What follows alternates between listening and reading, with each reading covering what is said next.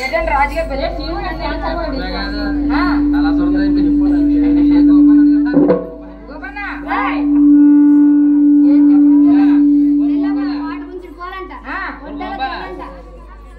ఇల్లమ్మా ఆవరంగా తోలుకొచ్చి తోడలేదు చూసుకో.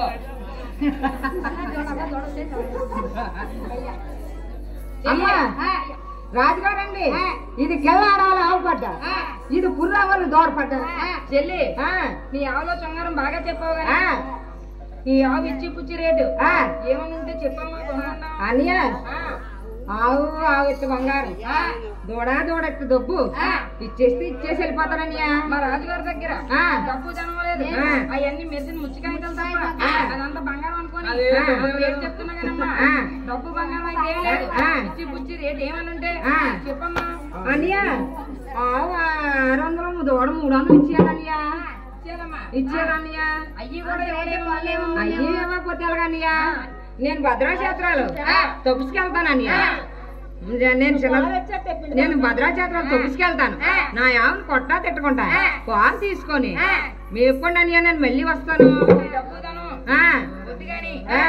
నీ ఆవు పాలు తీసుకొని కొట్టా తిట్టుకుంటా చక్కగా మేపుకోమని చెప్తా. పాలు తీసి చూపించమ్మా. అయితే చూపిస్తానన్నయ్య.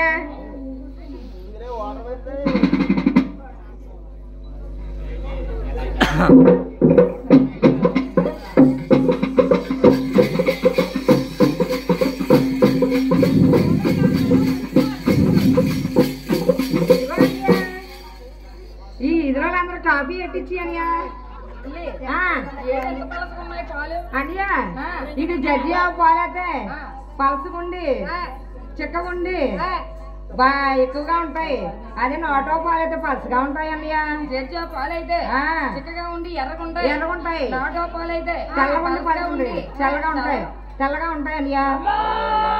చెల్లి నాటో పాలు అయితే పాలు ఇదిలో అందరూ కాఫీ అడి అన్నయ్య. నా ఊరి కొడితేలో